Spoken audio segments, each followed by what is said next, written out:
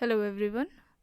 आज की इस क्लास में सोशियोलॉजी के इम्पॉर्टेंट क्वेश्चंस के बारे में बात करने वाले हैं एंड ये क्लास आपके पीजीटी एग्ज़ाम के लिए इम्पॉर्टेंट रहने वाली है। क्लास स्टार्ट हो इससे पहले आप सभी इस वीडियो को ज़्यादा से ज़्यादा लोगों के साथ शेयर ज़रूर कर दीजिए। अगर आप नेट जेआरएफ पीजीटी जीआईसी या फिर असिस्टेंट प्रोफेसर एग्ज़ाम की तैयारी कर रहे हैं सोशियोलॉजी से, तो इस चैनल के साथ जुड़कर आप यहाँ से अपनी स्टडी को कंप्लीट कर सकते हैं। प्लेलिस्ट में उन सभी वीडियोज़ के फोल्डर्स मिल जाएंगे, आप वहाँ से उन वीडियोज़ को देख सकते हैं। बस कुछ ही देर में क्लास स्टार्ट होने वाली है।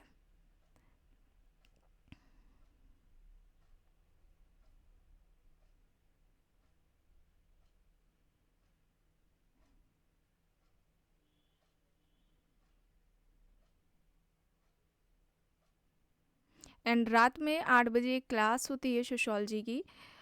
उस क्लास में जो क्वेश्चंस कराए जा रहे हैं, अभी कल से स्टार्ट हुई है, पहले भी हो रही थी। बिहार स्टेट एग्ज़ाम से रिलेटेड थी, फिर बीच में फैमिली से रिलेटेड उसमें क्वेश्चंस कराए गए हैं। एंड कल से जो क्वेश्चंस कराए गए हैं उनका level assistant professor net exam के लिए है। तो जो भी तैयारी कर रहे हैं वे इस क्लास को देख सकते हैं।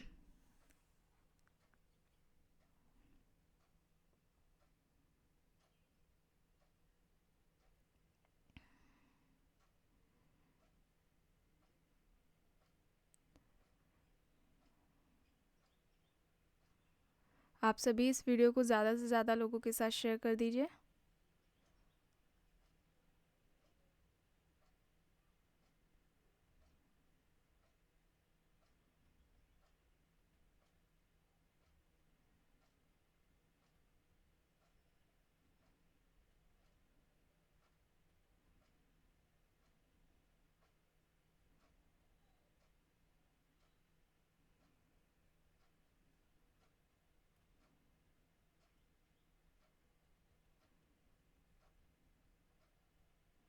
ओके, क्वेश्चन है structure and function in primitive society पुस्तक के लेखक कौन है। बुक का नाम क्या है? Structure and function in primitive society.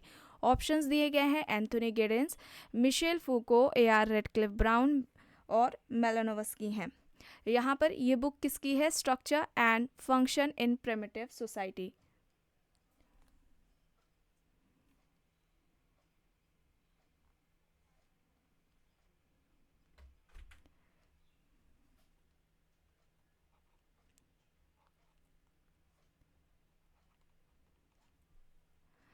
Anthony Giddens, Michel Foucault, A R. Radcliffe Brown, Malinowski options हैं।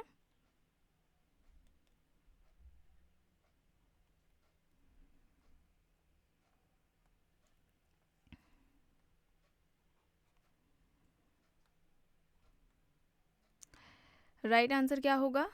Radcliffe brown. ऑप्शन सी यहाँ पर राइट आंसर होगा। ठीक है, रेडक्लिफ ब्राउन है, ऑप्शन सी यहाँ पर राइट आंसर हो जाएगा।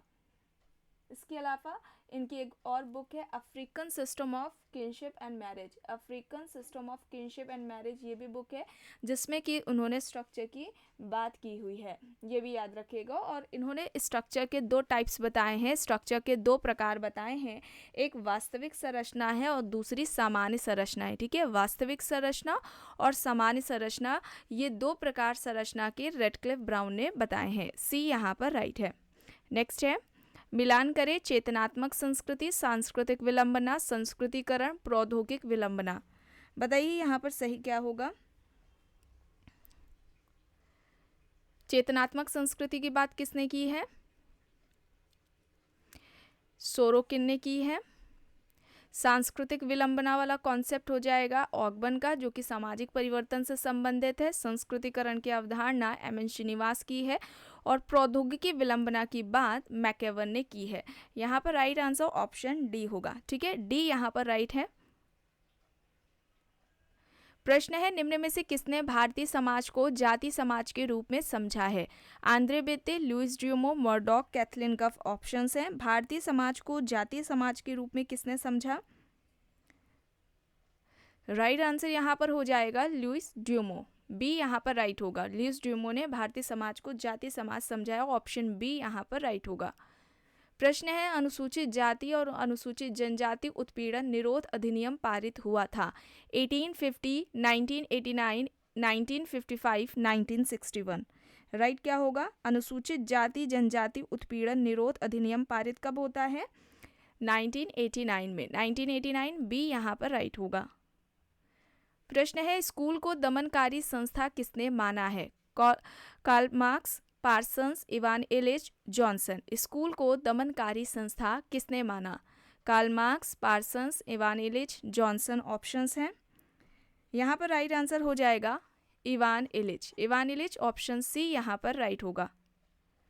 प्रश्न है, सत्यशोधक समाज के संस्थापक थे? ज्योतिराव फूले, भीमराव अंबेडकर, जगजीवन राम, महात्मा गांधी। सत्यशोधक समाज के संस्थापक कौन थे? तो यहाँ पर ज्योतिराव फूले होंगे। बी ऑप्शन ए यहाँ पर राइट आंसर होगा। प्रश्न है, भारतीय जनजातियों को पिछड़ा हिंदू किसने कहा है? Herbert Risley, JH. Hutton, GS. Ghurye, TN. Madan. भारतीय जनजातियाँ पिछड़े हिंदू है, ऐसा किसका कहना है? और जनजातीय समाज यानी कि ट्राइबल सोसाइटी, इस टॉपिक को कंप्लीट कराया जा चुका है। इसका आपको प्लेलिस्ट में फोल्डर मिल जाएगा। आप सभी जितने भी सोशियोलॉजी से रिलेटेड किसी भी एग्ज़ाम की तैयारी कर रहे हों, आप अपने सिलेबस के अकॉर्डिंग अभी इस चैनल पर जितने भी टॉपिक्स कंप्लीट कराए गए हैं उन सभी का फोल्डर बना दिया गया है। आपको प्लेलिस्ट में सारे फोल्डर्स मिल जाएंगे एंड सभी क्लास एग्ज़ाम्स को ध्यान में रखते हुए क्लासेस ली गई हैं, तो आप उन क्लासेस को देख सकते हैं। एंड जनजातीय समाज, इस टॉपिक को भी कंप्लीट कराया गया है। और यहाँ पर जी.एस. घुरिये का कहना था कि जो जनजातियाँ हैं वो क्या हैं? पिछड़े हिंदू हैं। जो जनजाति हैं वे पिछड़े हिंदू हैं, ऐसा इनका कहना था। और उस समय जो जनजातियों से संबंधित समस्याएं थी, उन समस्याओं को दूर करने के लिए जो योजनाएं लाई जा रही थी, उसमें से जी.एस. घुरिये ने आत्मसातकरण की नीति की बात की थी, ये भी याद रखिएगा। और जो वेरियर एल्विन है, उन्होंने नेशनल पार्क का कॉन्सेप्ट दिया था। राष्ट्रीय उद्यान या राष्ट्रीय उपवन की जो अवधारणा है इसी से संबंधित, वो वेरियर एल्विन ने दी हुई है। ठीक है, तो यहाँ पर सी राइट होगा। प्रश्न है, निम्न में से संयुक्त परिवार को मजबूती प्रदान करने वाले सूत्र क्या हैं? सामान्य संपत्ति, पितृ पूजा, अधिक संख्या, सामान्य निवास। और अभी हाल ही में फैमिली इस टॉपिक को कंप्लीट कराया गया है। इंपॉर्टेंट जो फैक्ट्स थे, यानी कि परिवार का अर्थ क्या है, उसकी परिभाषाएं महत्वपूर्ण क्या है, विशेषताएं क्या हैं, परिवार के प्रकार क्या हैं, उनका वर्गीकरण कितने आधार पर किया गया है, और इसके अलावा उत्पत्ति के जो सिद्धांत है और समाजशास्त्रियों का जो महत्वपूर्ण अध्ययन रहा है, उन सभी को उन क्लासेस में बताया गया है। और फिर लास्ट में फैमिली से रिलेटेड जो इंपॉर्टेंट क्वेश्चंस थे उन्हें क्लासेस में कराया गया है। इसका भी आपको प्लेलिस्ट में फोल्डर मिल जाएगा। यहाँ पर राइट आंसर क्या होगा? सामान्य संपत्ति, पितृ पूजा और सामान्य निवास। ऑप्शन सी यहाँ पर राइट आंसर होगा। ठीक है, प्रश्न है, संस्कृतिकरण की प्रक्रिया संबंधित है। ऑप्शन है धार्मिक समूह, अंतः समूह, प्राथमिक समूह और संदर्भ समूह। संस्कृतिकरण की प्रक्रिया इनमें से किससे संबंधित है? और संस्कृतिकरण की ये जो अवधारणा है वो किसकी है? एम.एन. श्रीनिवास की है। संस्कृतिकरण की प्रक्रिया, संस्कृतिकरण होता क्या है?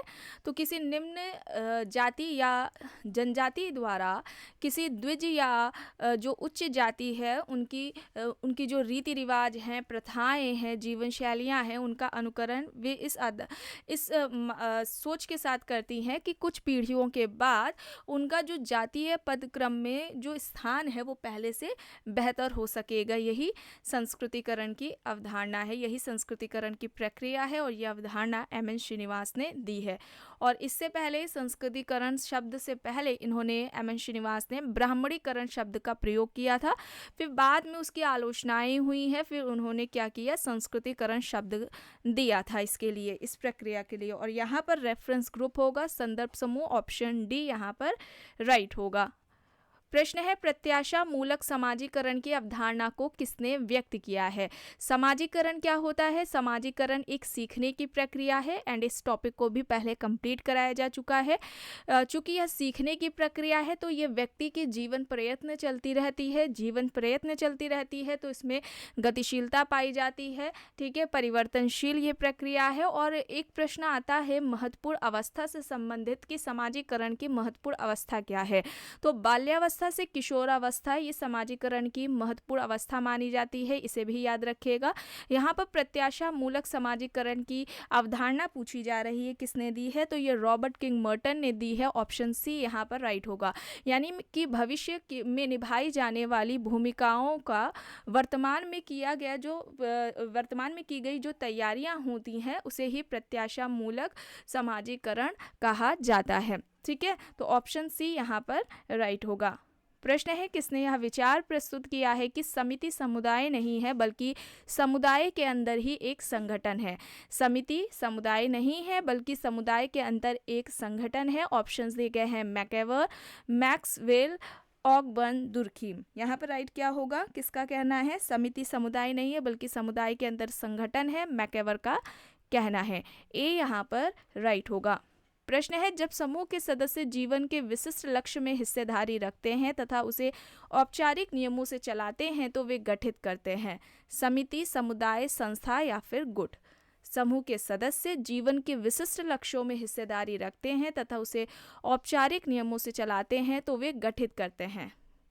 किसका गठन करेंगे, जिसमें निश्चित लक्ष्य हो, जिन्हें प्राप्त करने के लिए गठन किया गया है, उनको प्राप्त करने के लिए समिति का। ठीक है, व्यक्तियों का एक समूह है समिति, इसमें इनका समान लक्ष्य होता है जिसको पूरा करने के लिए इसका गठन किया जाता है। एक निश्चित संरचना होती है, नियम पाए जाते हैं इनके, और ये अस्थायी प्रकृति की होती है, ऐच्छिक सदस्यता इसकी होती है। तो ऑप्शन ए यहाँ पर राइट होगा। प्रश्न है, मानव समाज में व्यवस्था बनाए रखने के लिए निम्न में से कौन उत्तरदायी है। अनुशासी, विश्वास, श्रम विभाजन, समूह मत। मानव समाज में व्यवस्था बनाए रखने के लिए निम्न में से कौन उत्तरदायी है। अनुशासी, विश्वास, श्रम विभाजन, समूह मत ऑप्शंस हैं। यहाँ पर राइट होगा अनुशासी, ऑप्शन ए यहाँ पर राइट होगा। प्रश्न है, निम्न में से कौन एक संस्था की विशेषता है। सुस्थापित नियमों के प्रति अनुपालन की भावना, समाज के साथ विकास, किसी निश्चित उद्देश्य का ना होना। संस्था की कौन सी एक विशेषता नहीं है पूछा जा रहा है, तो यहाँ पर किसी निश्चित उद्देश्य का ना होना ये गलत हो जाएगा, डी यहाँ पर राइट होगा। प्रश्न है, मूल प्रस्तुति पद की रचना की गई है, किसने ये अवधारणा दी है। Talcott Parsons, R K. Merton, E T. Hiller, Linton options है। मूल प्रस्तुति क्या होगा यहाँ पर,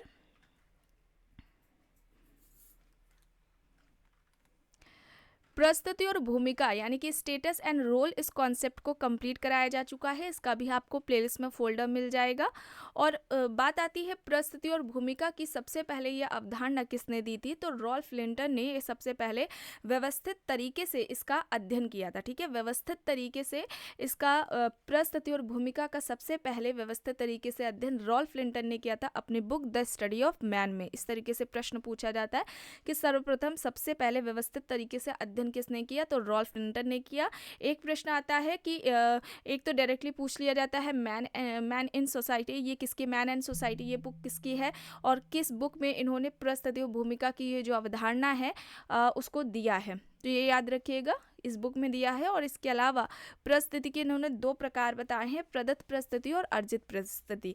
प्रदत्त प्रस्तुति होती है जिसे व्यक्ति जन्म से ही प्राप्त कर लेता है, जैसे कि जेंडर हो गया, एज हो गया, कास्ट हो गया, ये व्यक्ति को जन्म से ही मिल जाती है। दूसरी प्रस्तुति होती है जिसे व्यक्ति अपनी योग्यता से प्राप्त करता है, उसे अर्जित प्रस्तुति कहा जाता है। यहाँ पर मूल प्रस्तुति का मतलब ये है कि व्यक्ति की, चूंकि आपने अभी देखा कि प्रस्तुति के दो टाइप्स हैं, एक तो जन्म से मिल रही है, एक व्यक्ति अपनी योग्यता से प्राप्त कर रहा है।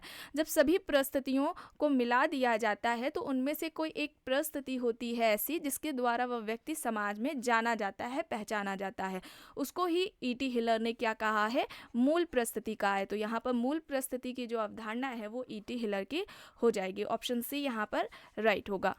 प्रश्न है, किसने कहा है कि सजातीयता से विजातीयता की ओर अग्रसर होना प्रगति का सार्वभौमिक नियम है। ऑप्शन है Auguste Comte, Herbert Spencer, Charles Darwin, MacIver. सजातीयता से विजातीयता की ओर अग्रसर होना प्रगति का सार्वभौमिक नियम है, यह कहना किसका है, तो यहाँ पर क्या होगा, राइट आंसर हो जाएगा हर्बर्ट स्पेंसर। हर्बर्ट स्पेंसर इन्होंने सामाजिक उद्विकास का सिद्धांत दिया था। सामाजिक डार्विनवादी इनको कहा जाता है। इसके अलावा समाज के इन्होंने दो प्रकार बताए थे, सैनिक समाज या शिकारी समाज और दूसरा औद्योगिक समाज।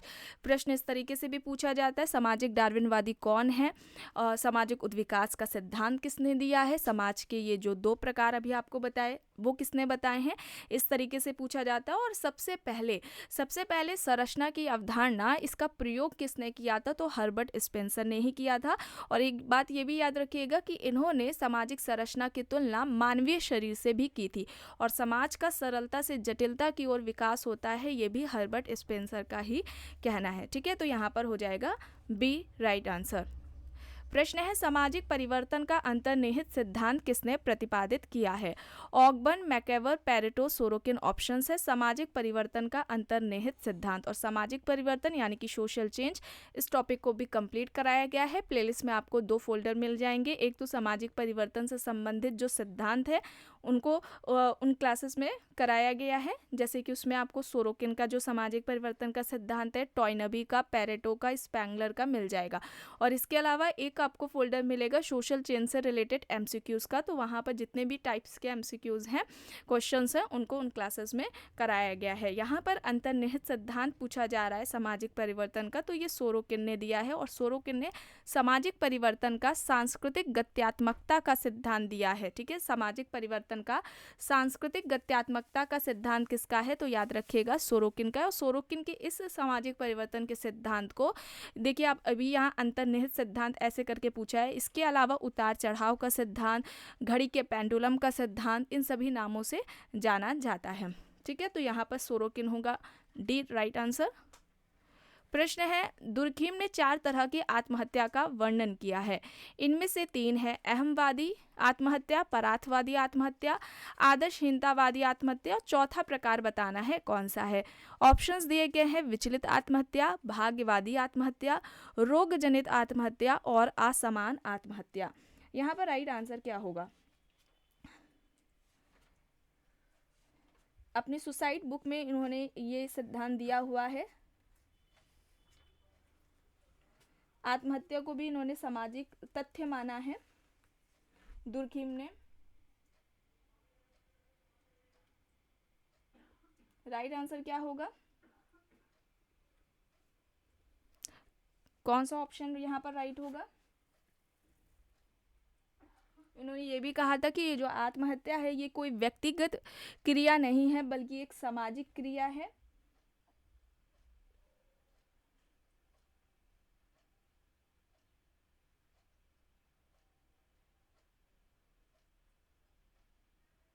राइट आंसर यहाँ पर क्या होगा,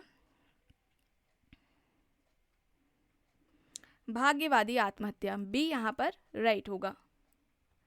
प्रश्न है, श्रमिकों का कोई देश नहीं होता यह वक्तव्य दिया गया था। Karl Marx, Friedrich Engels, Lenin, Durkheim. यहाँ पर राइट क्या होगा, श्रमिकों का कोई देश नहीं होता, ऐसा इनमें से किसका कहना है।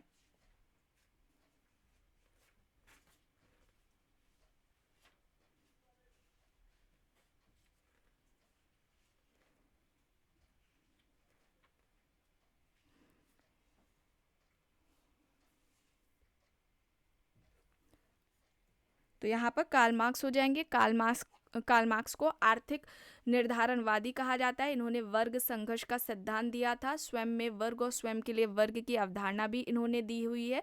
इसके अलावा अतिरिक्त मूल्य का सिद्धांत भी कार्ल मार्क्स ने ही दिया है। संरचना के 2 प्रकार बताए थे, अधिसंरचना और अधोसंरचना, ये सभी क्लास में पढ़ाया जा चुका है। द्वंदात्मक भौतिकवाद की अवधारणा भी दी है।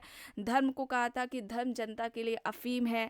ठीक है, इस तरीके से जो कार्ल मार्क्स के जितने भी सिद्धांत है उसको एक क्लास में कंप्लीट कराया गया है। एक क्लास इनके महत्वपूर्ण कथन से संबंधित ली गई थी और बाकी की जो क्लासेस हैं वो इनके एमसीक्यूज से रिलेटेड है। आपको प्लेलिस्ट में फोल्डर मिल जाएगा, वहाँ से आप उन क्लासेस को देख सकते हैं। एंड जितना भी आपको क्लास में बताया जाता है कि ये टॉपिक्स देख लीजिए, इंपॉर्टेंट है, उसे ज़रूर देख लिया करिए। ठीक है, तो यहाँ पर कार्ल मार्क्स ऑप्शन ए हो जाएगा। और इनकी एक इम्पॉर्टेंट बुक है दास कैपिटल।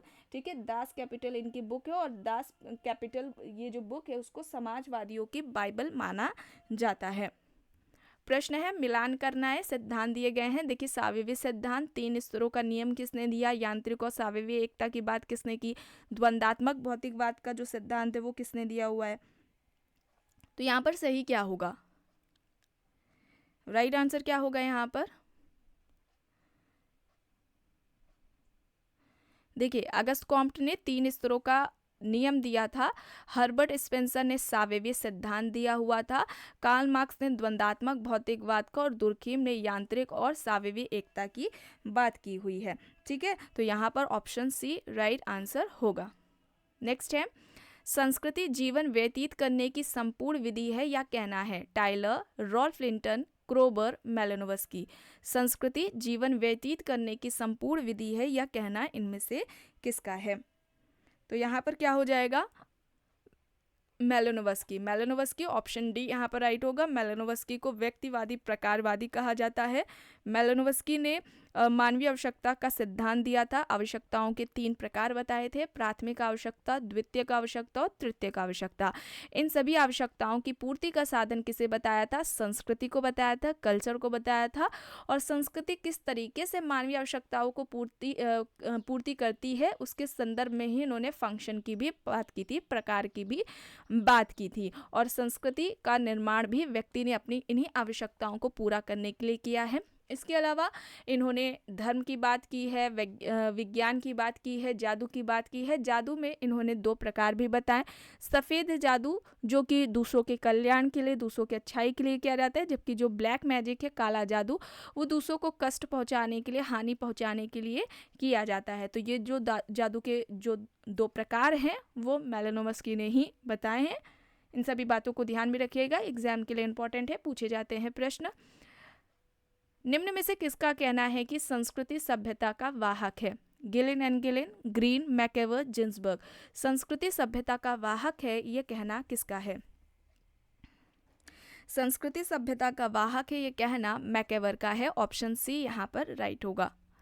प्रश्न है किसका कहना है कि संस्कृति एक अनोखी घटना है, Tylor, Hoebel, S C. Dube, C C. North options हैं। संस्कृति एक अनोखी घटना है, यह कहना इनमें से किसका है। तो यहाँ पर राइट आंसर हॉबेल हो जाएगा, ऑप्शन बी यहाँ पर राइट होगा। प्रश्न है किसने परिभाषित किया है कि सांस्कृतिक सकुल सांस्कृतिक तत्वों का समग्र समूह है, Tylor, Wissler, Sutherland and Woodward, Kroeber. सांस्कृतिक सकुल सांस्कृतिक तत्वों का समग्र समूह है, यह कहना किसका है। एंड कल्चर, इस टॉपिक को भी कंप्लीट कराया गया है, इसका भी आपको प्लेलिस्ट में फोल्डर मिल जाएगा। यहाँ पर ऑप्शन सी होगा। ठीक है, ऑप्शन सी यहाँ पर राइट है। प्रश्न है किसका तर्क है कि लोगों के जीने का ढंग ही संस्कृति है, Robert Lowie, Majumdar and Madan, David Bidney, Robert Pattinson. लोगों के जीने का ढंग ही संस्कृति है, यह कहना किसका है। Right answer Majumdar and Madan, option B हो जाएगा यहाँ पर राइट। प्रश्न है सांस्कृतिक केंद्र की अवधारणा विकसित की है, Wissler, P Houghton, Ralph Linton, Robert Park. सांस्कृतिक केंद्र की अवधारणा किसकी है। तो यहाँ पर विस्लर हो जाएगा, ऑप्शन ए यहाँ पर राइट होगा। निम्न में से किसने सांस्कृतिक संरचनावाद की अवधारणा विकसित की। यहाँ पर सांस्कृतिक संरचनावाद पूछा जा रहा है। Levi Strauss, Anthony Giddens, Peter Bourdieu, Nadel options हैं। सांस्कृतिक संरचनावाद का कॉन्सेप्ट किसका है।